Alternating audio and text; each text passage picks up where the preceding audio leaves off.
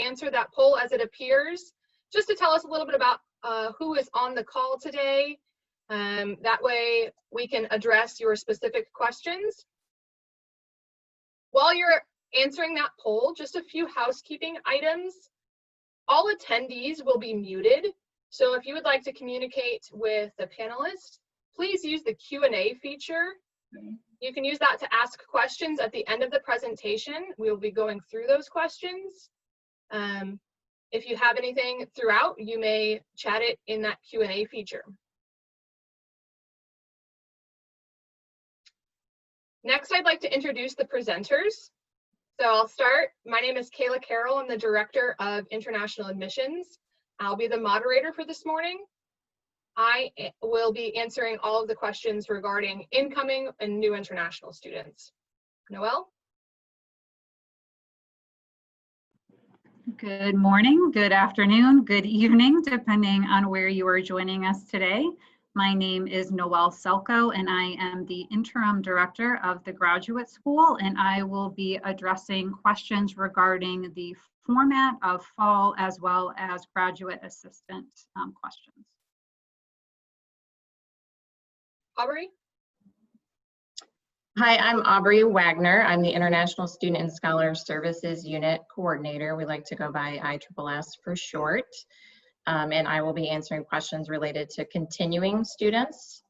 And I just want to take this opportunity just to say that we're all here to help and support you, just like all the other units today. Our unit is here to help you. And I want to take this opportunity to let you know that you have our full support. And please don't hesitate to reach out to any of us if you need help. Thank you. Hopefully you've had a chance to take the poll. I think that we're going to close that now. There's some results of the poll. We are looking primarily at students who are new students living abroad.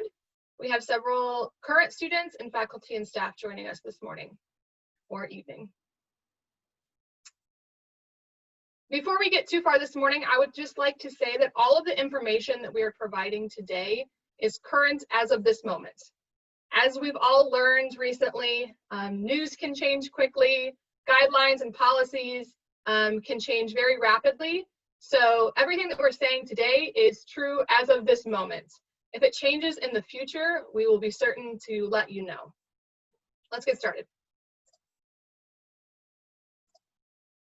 We're going to start with some pre-submitted questions. So thank you to all of you who submitted questions when you registered for this event. We're going to be covering the timeline for fall 2020, the modes of instruction, the SEVP guidance that came out, options for new and continuing students, graduate assistantships, and then we'll have an opportunity for other questions. Noelle, will you begin with fall 2020 timeline? Sure. So all of our classes are set to start at our normal start time of August 17th. And for those that will be considered, we had some questions about what if you cannot arrive at the start of classes. Our recommendation for you is to arrive 14 days before the start of classes. And part of that is due to a 14-day quarantine for those traveling from international to the United States. The latest pre-approved arrival is the first day of classes on August 17th. And if you do need to arrive late, we recommend and suggest reaching out to international admissions to receive further instruction. Our fall break coincides with the US holiday of Thanksgiving, which is the end of November. And after our fall break, we will be having all courses go online or remote instruction. For those of you that will be taking classes and are here in the United States, you are able to stay and take those classes online. And the semester will formally end on December 11th when all final exams and coursework is complete. So modes of instruction. Illinois State University is considering what we call a hybrid approach. We will have 3 designations of classes. The first is what we are calling in-person. And in-person courses, the majority of the class would be in small group, face-to-face physical interaction in a classroom with an instructor and other student peers. A hybrid session is going to be a mixture of remote or online as well as in-person instruction. And online would be considered 100% remote instruction. If the course you are taking is designated as in-person or hybrid, you would be expected to be here in the United States on Illinois State's campus to attend those classroom sessions. For online, you can take those courses no matter where you are. So if you are a new student who has been admitted to a program or a current student who cannot get back into the United States, you could take classes online if your program is offering them. So it is suggested to contact your academic advisor or your graduate coordinator about what course options and what course availability they will have.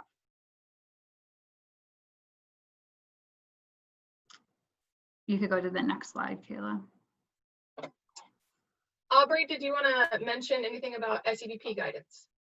Yes, so last week, new fall 2020 guidance was issued by SEVP, as we are all so painfully aware, but I'm happy to say that that was quickly rescinded. So the nightmare that was last week, the last week or so, you can put that behind you now. Because that guidance was rescinded, we have now reverted back to the guidance that was issued in March 2020. And in general, that March 2020 guidance is much more flexible. And we will go over more details about that in the next slide. Okay, so what are the options for students for this fall? New students, you have the option to attend on-campus classes with in-person or hybrid model with a valid visa. We understand that many embassies and consulates around the world are still closed or have very limited availability for student visa appointments. We have heard in the past few days of a few visa successes, so we would recommend that you continue to check back with your local US embassy or visa to see what their appointment schedule looks like. It may change every day. So please continue to check on that if you plan to be on campus in the fall. If you're unable to get a visa or you don't feel comfortable traveling this fall, you may enroll 100% online for this semester and obtain a visa to arrive on campus in spring 2021. As Noelle mentioned, that online enrollment is based upon course availability in your program. If neither of those are an option for you, you may defer your admission to the next term. That means that some graduate programs do not have a spring start for students, so they may have to defer you until fall of 2021. But please contact International Admissions and we will help you to find the right choice for you. Aubrey, would you like to talk about continuing?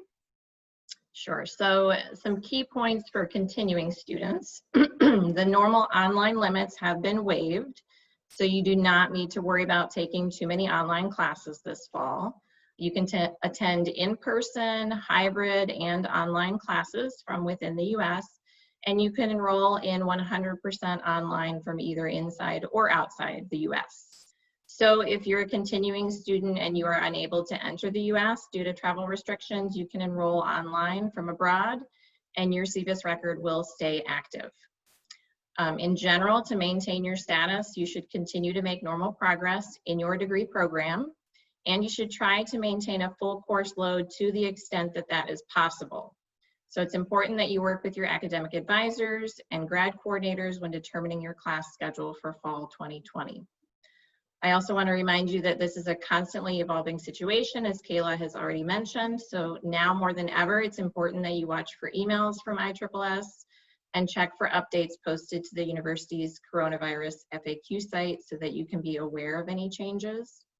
And you should also keep your ISSS portal user profile up to date and keep your ISSS advisor informed as well. In case you don't already have it, there will be a link to the ISSS portal at the end of this presentation. Noelle, will you address graduate assistantships? Yes. We know many of the questions that came in ahead of this town hall related to those of you that have been offered and accepted a graduate assistantship and what happens if you cannot arrive to Illinois State. This is a very complicated question to answer, and we are working diligently to have all answers to you by Monday, July 20th, so a few days from now. We have several meetings that we have already been having and are continuing to have the rest of this week to have those answers to you. So be on the lookout for those decisions. More than likely, they will be communicated to you directly from your program. And then you'll be able to ask questions pertaining to, are you able to keep that assistantship when you do arrive? That will be up to the program, and they will be able to provide further guidance for you.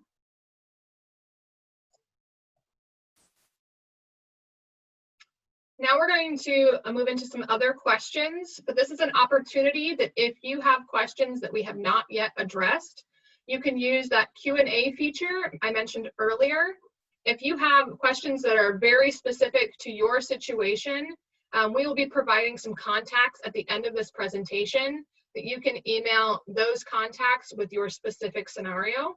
But if you have general questions, please use the Q&A feature now, and we will answer them in a moment. We've received many questions about quarantine upon arrival. Illinois State University is following CDC guidelines, and so based upon the current CDC guidance, you are required to self-quarantine for 14 days after international travel. If you're living on campus, university housing will provide a space for you to quarantine in. If you're living off campus, you'll be required to isolate in your off-campus apartment. We recommend arriving 14 days before the start of classes, but if you're unable to arrive early, or if you begin to feel ill at any time, please contact Student Health Services. Notify them of your international travel and ask them to contact the Dean of Students' office. Your absence in classes during your period of quarantine will be excused.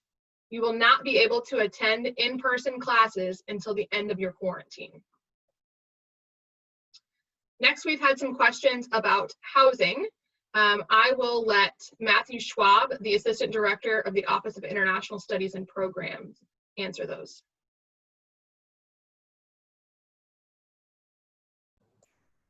Hi, can everybody hear me okay? Okay. So again, my name is Matt Schwab. I'm the Assistant Director for International House with the Office of International Studies and Programs.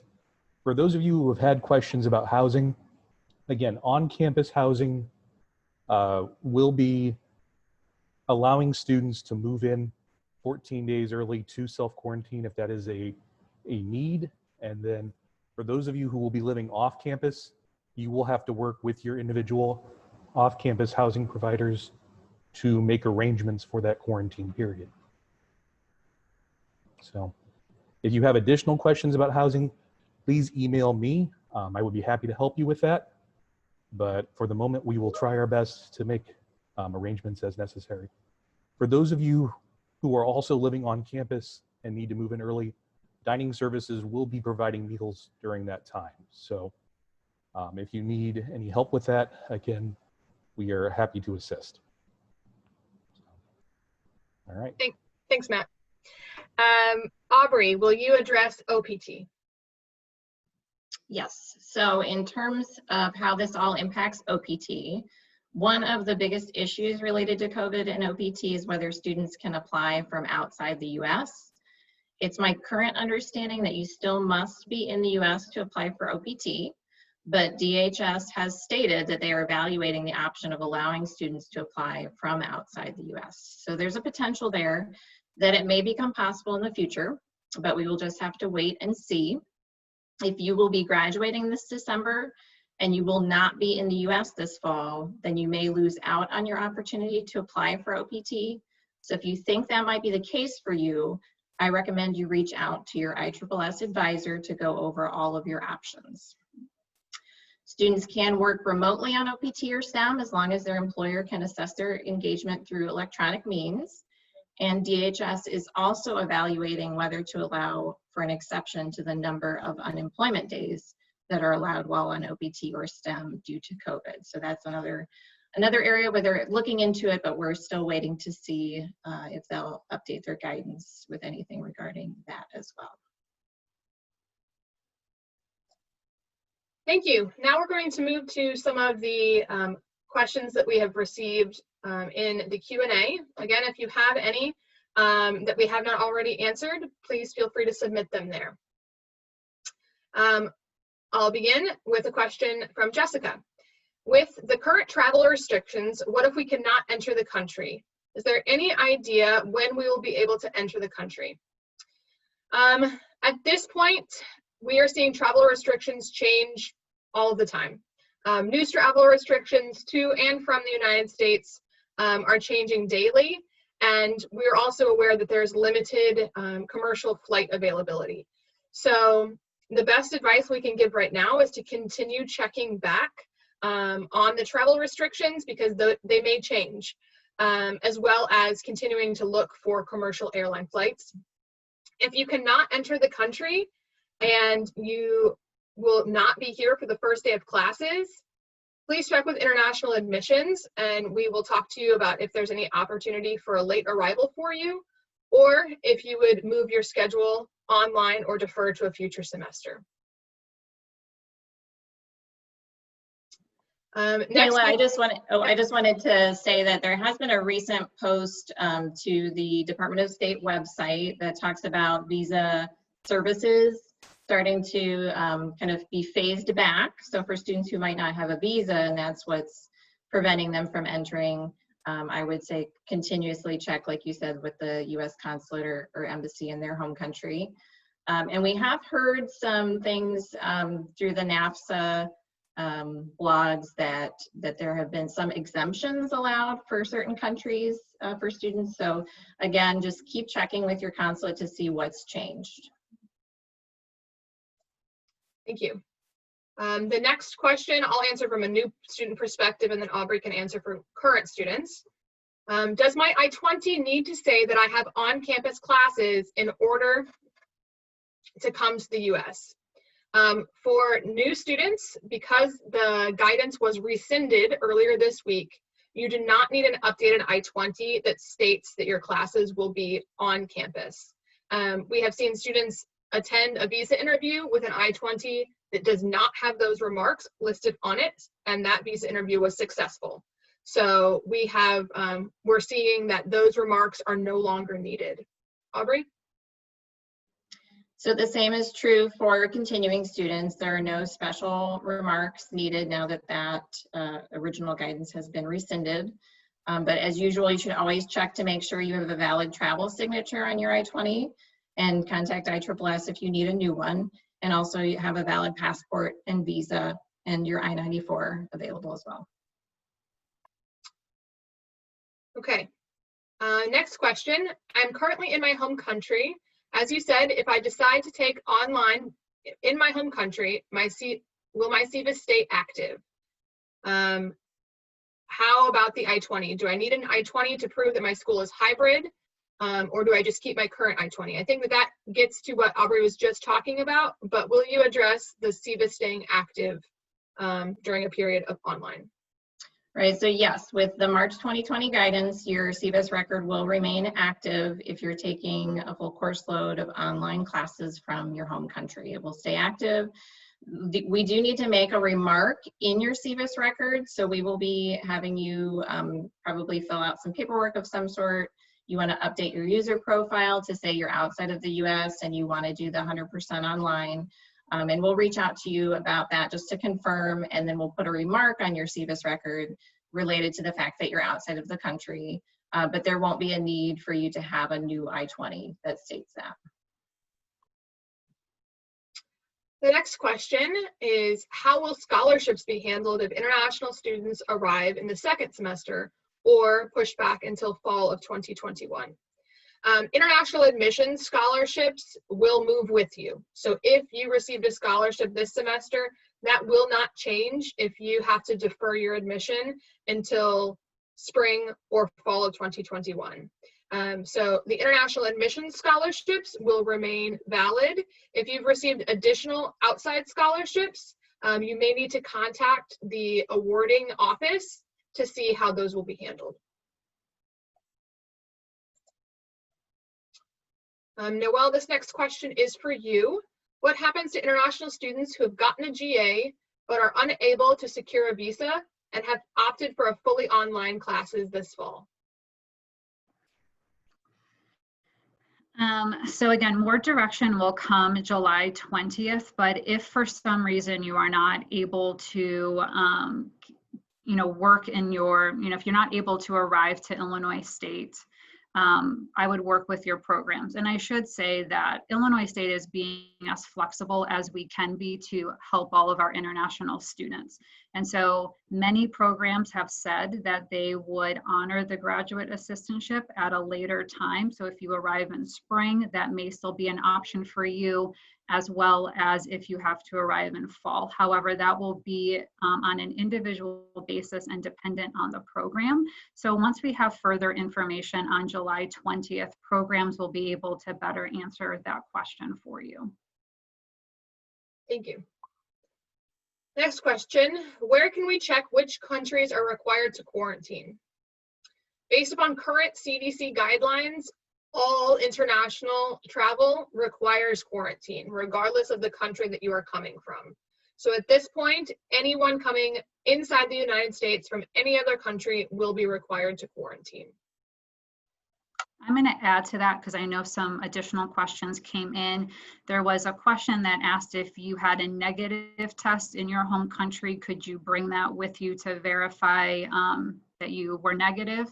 And again, because you would be coming from an international country, you would still be required to do that 14-day quarantine, regardless of having a negative test or no symptoms.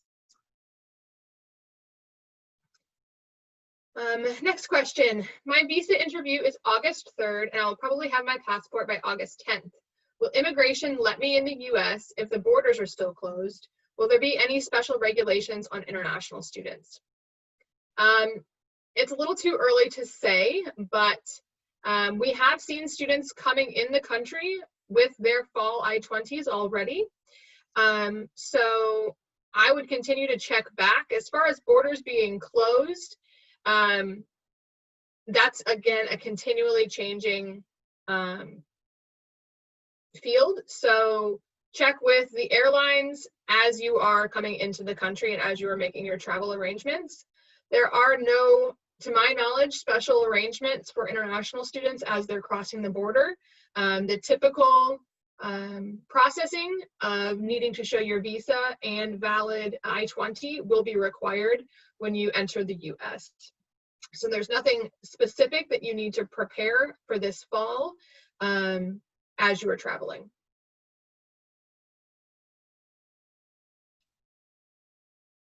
To whom can I talk to about the I-20 or financial documents?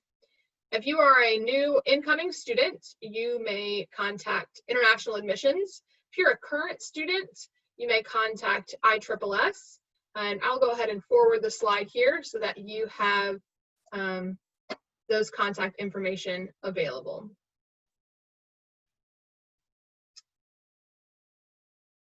Will my tuition waiver be available if I decide to defer my admission to spring 2021?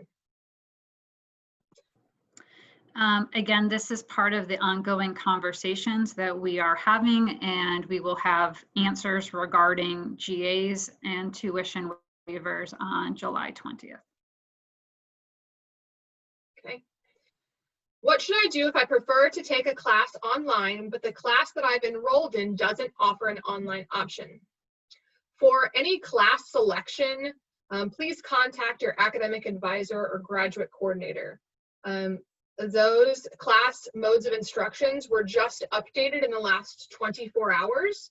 And so they will have the most up-to-date information and be able to assist you in choosing online options and courses that work for you in however you've chosen to enroll this fall. So please contact your department to see which courses have online options and which would be best for you. I've already been issued an electronic I-20. How do I get a hard copy of my I-20? Can I use the current CVIS number to book a visa appointment?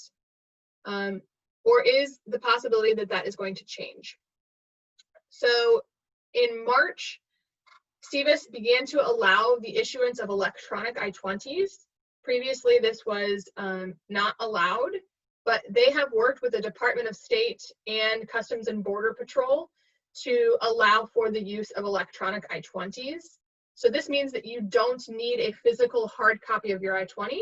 If you would like to have one, you can print out the electronic version that was sent to you and carry that physical paper with you, perhaps when you're traveling or you go to your visa appointment. But you do not need a new copy. And the CVIS number will remain the same. The CVIS number is the same on your electronic I-20 as well as any hard copy or later I-20 that you would get from Illinois State University. That's the number that you can use to book an appointment and move forward with your visa processing. Aubrey, do you have anything to add there? Okay. No, that sounds good. And yeah, the guidance did say that they don't have to ever have a physical copy of that electronic version. The only time they need a new I-20 is if there's a change and they need to update it. Thank you. If I decide to take a semester off, does the 5-month rule still apply? Can I change my CVIS status to inactive and then activate it after 1 semester off? Aubrey? So there is the potential to possibly reactivate CVIS records that have been terminated. So if you want to take a semester off, that is an option that you would want to talk to your ISSS advisor about. They'd want to look at your specific scenario to verify everything. And in the end, we're really just asking SEVP to reactivate it. So it's not our choice, but they, you know, hopefully if we are within the guidelines, they would approve that reactivation, and then you would not need to get a new I-20 or a new visa or anything like that to re-enter when you do decide to come back. Another question for Aubrey. If the COVID situation worsens and ISU is forced to go online, what would be the impact on the student visa? So with the March guidance, there wouldn't be much of an impact at all. You would be able to take all your classes online and maintain your status during that time. Next question. I haven't gotten my I-20 and the U.S. Embassy is still closed. Where did it go? What should I do? Please contact International Admissions and we will let you know what we are still missing in order to issue your I-20. And then once you have your I-20, you can book that appointment. Again, we recognize that appointment availability is limited at many U.S. embassies as of right now. So if you're unable to secure a visa appointment, you do have the option to enroll online or defer to a future semester.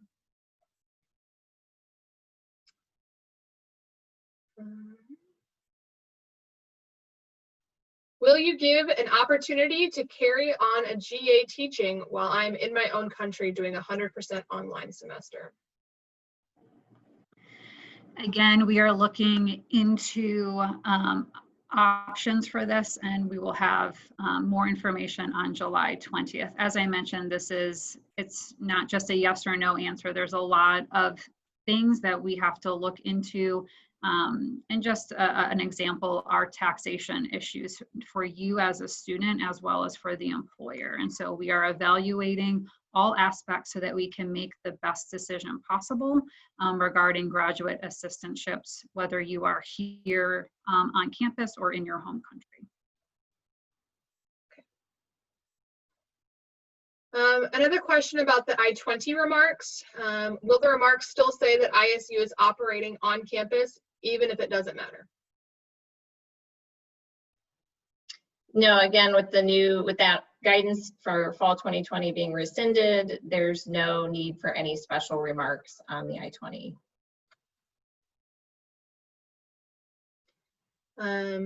Next question, will there be any changes in my I-20 or F1 visa for this period if I stay in my home country? So I think that depends a little bit on if you're a new incoming student or if you're a continuing student. So I will answer from a new student perspective. If you have been issued an I-20 but choose to stay in your home country this semester in fall, we will then defer your I-20 to spring 21 to allow you to get an F1 visa starting for January of 2021. Again, that is only for new students. The process for continuing students is different. So yeah, so any continuing student who would want to stay home and not enroll in classes would need to have their F1 status terminated for what's called an authorized early withdrawal. And that goes back to that process I mentioned earlier where there may be the option for you to just have that record reactivated later on when you do decide to come back. But yeah, if you're not going to enroll as a student, we're going to have to terminate your status. But if you want to enroll in 100% online from your home country, then we can keep your status active. We do not need to terminate it. Thank you for this town hall. You're very welcome. If I choose to defer this semester or choose to take online only classes and my expected graduation date gets pushed back, will my visa and I-20 get extended? Also, what should I do about OPT in the future? And Aubrey, maybe this is an opportunity to briefly explain what OPT is. We did receive another question about that. So for those that don't know, could you briefly explain what OPT is? Sure. OPT is short for Optional Practical Training, and it's essentially 12 months of work authorization, usually following the completion of your degree program where you're allowed to work within your field of study. It's work authorization that ISSS has to recommend, and then USCIS has to approve. And you will receive an EAD card with that approval. And so if a student is enrolled online this semester and perhaps their graduation date gets pushed back, how will that impact their OPT? Or even if they're online this semester and want to apply for OPT at the end of this semester, how would that change? So if a student is just going to be online this fall, a continuing student is online this fall and they're going to graduate, you know, let's say sometime down the road, that shouldn't impact OPT. You're allowed to count the time that you're outside of the country and still enrolled full-time towards meeting the 1 academic year requirement that is needed for OPT, which is essentially saying that you need at least 2 full-time semesters first before you can apply for it. So it doesn't impact you there. The real impact is the issue of if you have to be physically in the US to apply. So if that still holds true, if you are not here when your program ends, then you will not have the option to apply for OPT, and you have to apply within a specific deadline of 60 days from your program end date. You also couldn't enter after your program end date. So you'd have to enter prior to that program end date and apply within that window in order to still be eligible for OPT. Thank you.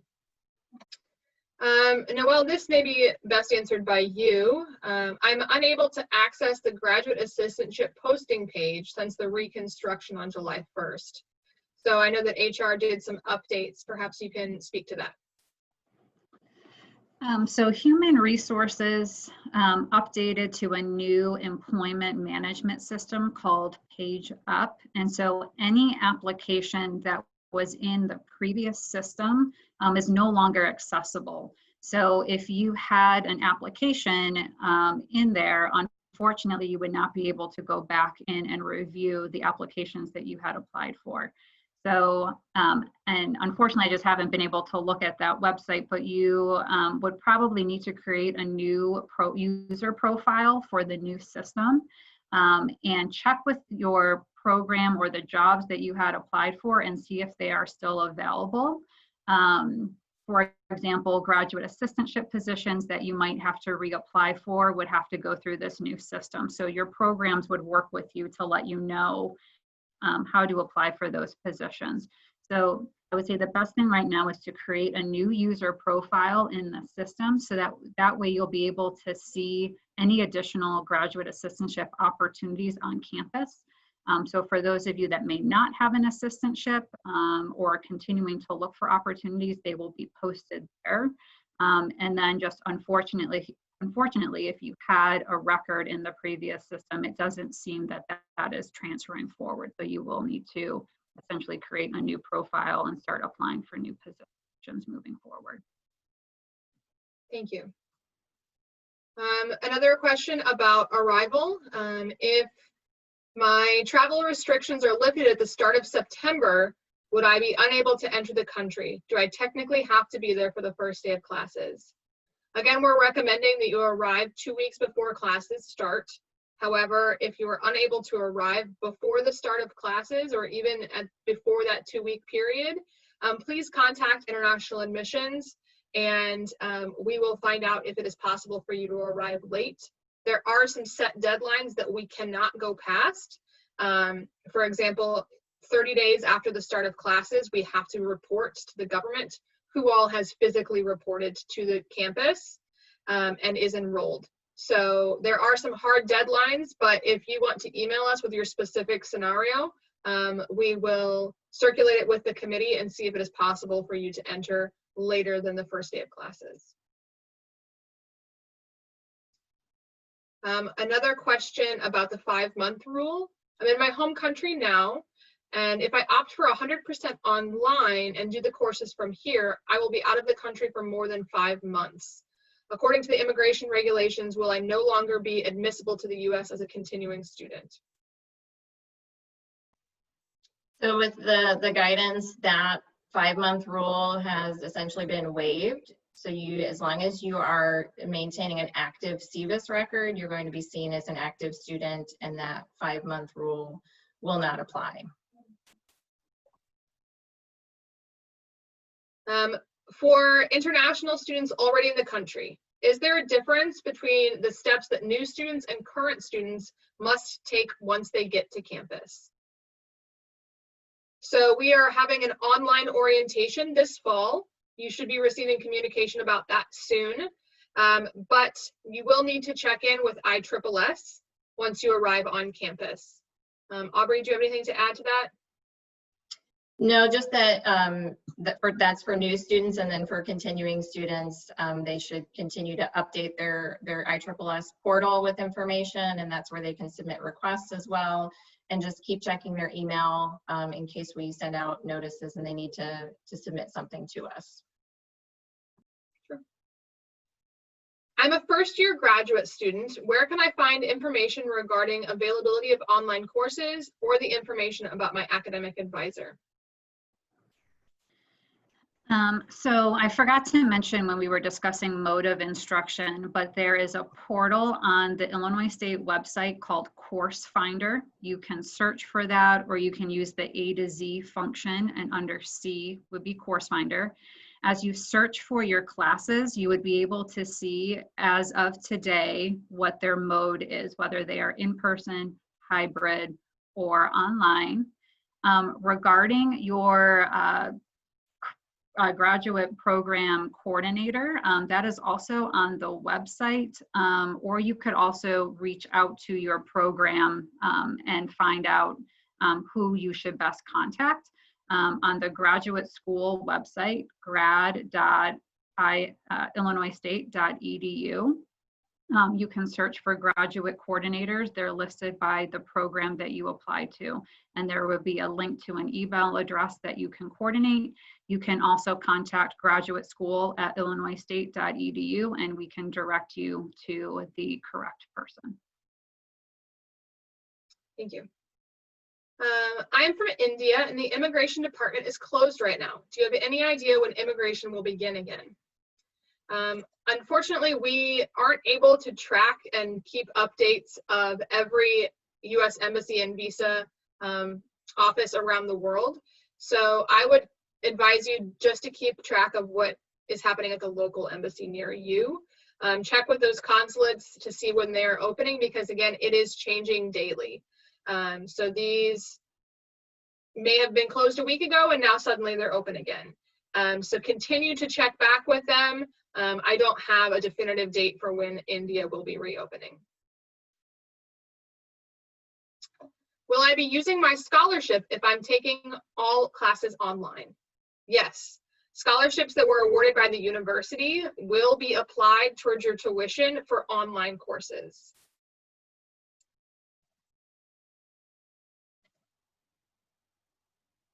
How about tuition for fall 2020 if studying remotely from my home country? Tuition for online courses will be the same as tuition for on-campus courses.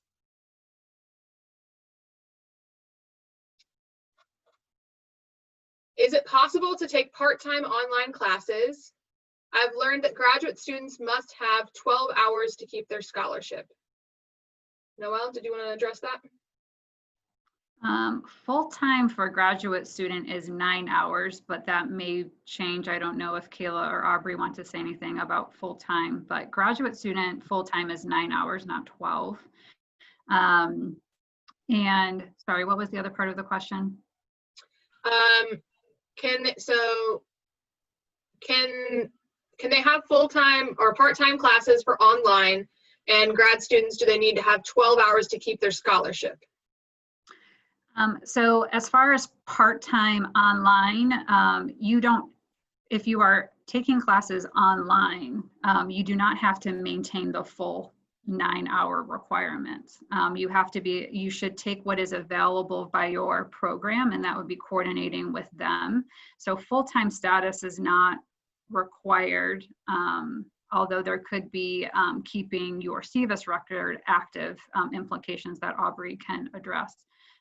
But as far as part-time, just know that if you are registering for a class, it's not like you can pick and choose when you can attend the courses. You are agreeing to attend the course throughout the entire semester, but you may only be able to take one class, which would be 3 credit hours, which would be okay. So in terms of the immigration side, as I mentioned earlier, the government or SCVP guidance is saying that they want you to maintain normal progress towards your degree as much as possible and to enroll in a full course load to the extent that you can. So if the reason you aren't full-time is because there are no other classes available to you, then there may be the option to keep your record, your SEVIS record active if that's the case. If it's just because you don't feel like it or you don't want to take those classes, then that's a different story. So for students in that scenario where you're running into course limitations, you definitely need to contact your ISSS advisor. We will need to be aware of that and make note of it in your record. Thank you. Next question, is it possible to get my visa outside of my home country? I will say that depends. Some embassies and consulates will process what are called third country nationals, so people that are not from the United States or from the country where the embassy is, but that is not a guarantee for every embassy or consulate. So please check with the embassy or consulate that you wish to go to your visa interview at to see if they accept third country nationals. And the other warning there is that you may be stuck in that third country while you're waiting for the visa to be processed. And if they do ultimately deny it, you will have to return back to your home country. Okay, I'll skip that one for now. How long does it take to process an I-20? All of my materials were in on Monday. Should I expect my I-20 by the end of the week? So I'll answer for international admissions. Right now we are being inundated with requests. We are doing our very, very best to keep up. On the resource page that you can see right now, we have the new student enrollment form. So thank you to those of you who have filled that out. We are processing those requests as well as any new financial documents that have come in this week. We will respond to you within 5 business days to let you know if we need anything else from you and to send you your new I-20. Aubrey, do you have any comments about continuing students? We also have a 5 business day processing timeline in general. So once your submission is complete, we have 5 business days from then to respond. It may be less than that, but we ask for you to give us the full 5 days.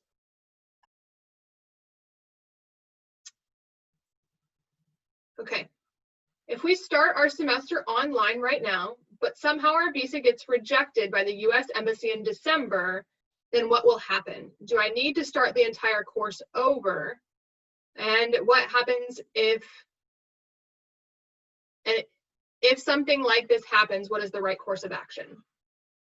I would say that the courses that you take online are still full Illinois State University courses. They will continue to apply towards your degree. If you are not able to arrive in spring, they would still apply towards your degree in fall of 21 or whenever you are able to continue. You can check with your graduate department to see what options are available as far as courses for you at that point. I would like to just say that a visa is never guaranteed for any new student. We recognize that there are high visa rejection rates from some countries and that this is a risk. And so it's a risk that you need to assess and take on your own. And so your courses are transferable if you are unable to get to Illinois State, or if you're able to get to Illinois State in a future semester, they would apply towards your degree at that time. So the courses that you take now are not lost should your visa be rejected.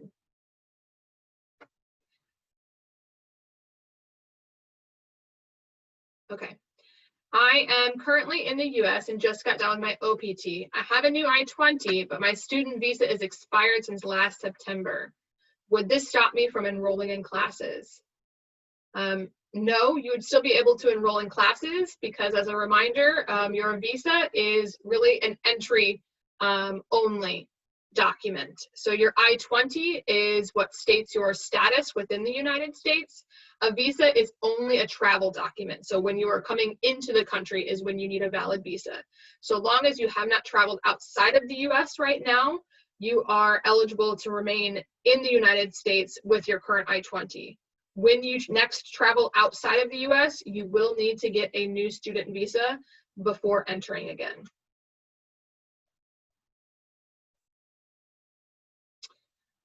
Would I have to be issued a new I-20 if I take my first semester online and then decide to come to campus the following semester because I would have obtained a visa by then? So if you choose to take classes online for fall of 2020, we will be reissuing your I-20 so that it reflects a spring 2021 start on campus.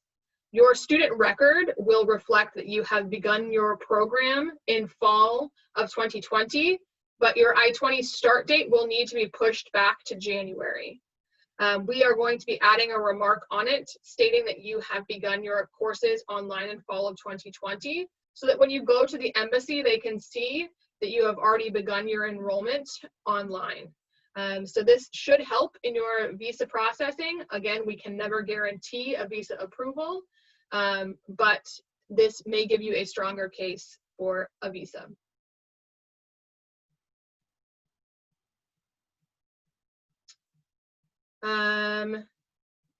Does this mean that I'm not supposed to sign the new international enrollment form?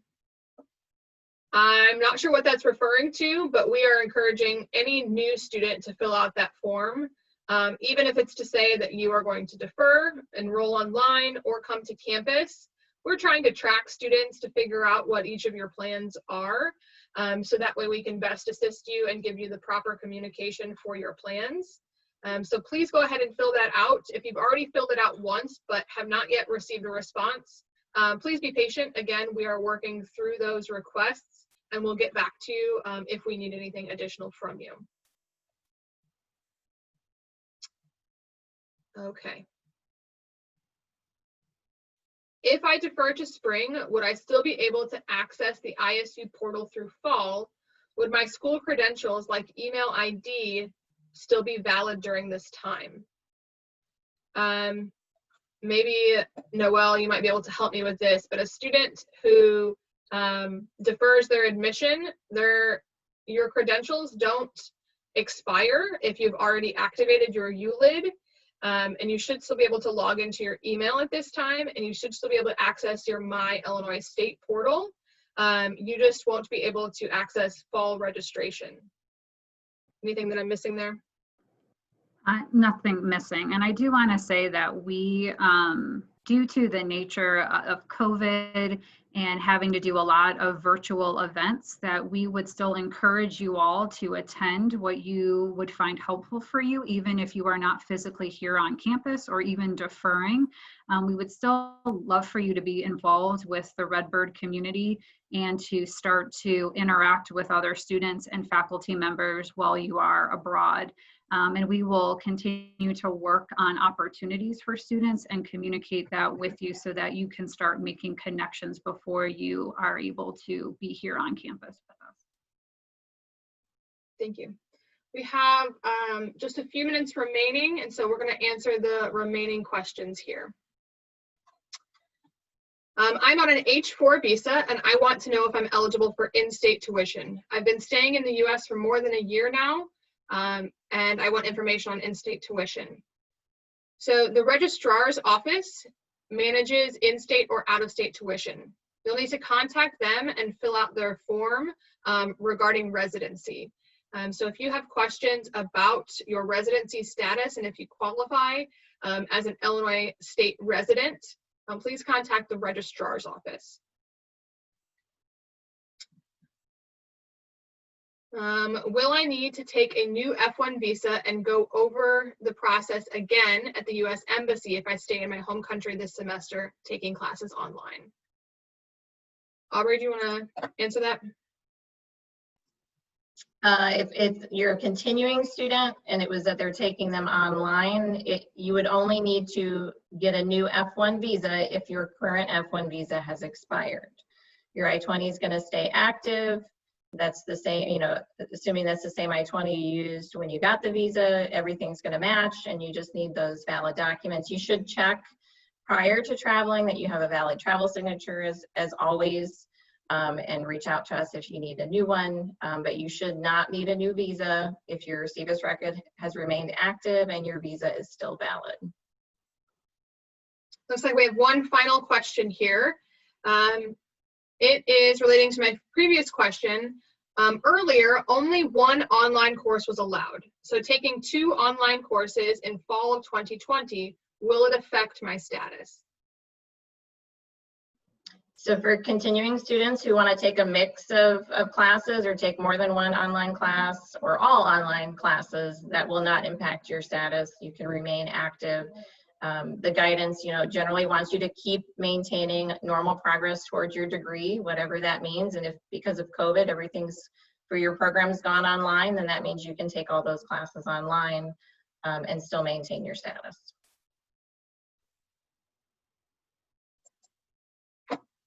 Okay, it seems like the few remaining questions we have are about graduate assistantships, and I would just like to remind you that additional guidance and answers regarding graduate assistantships will be available next Monday, July the 20th.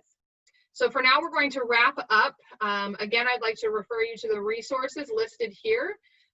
This is for the Illinois State University Coronavirus Response website.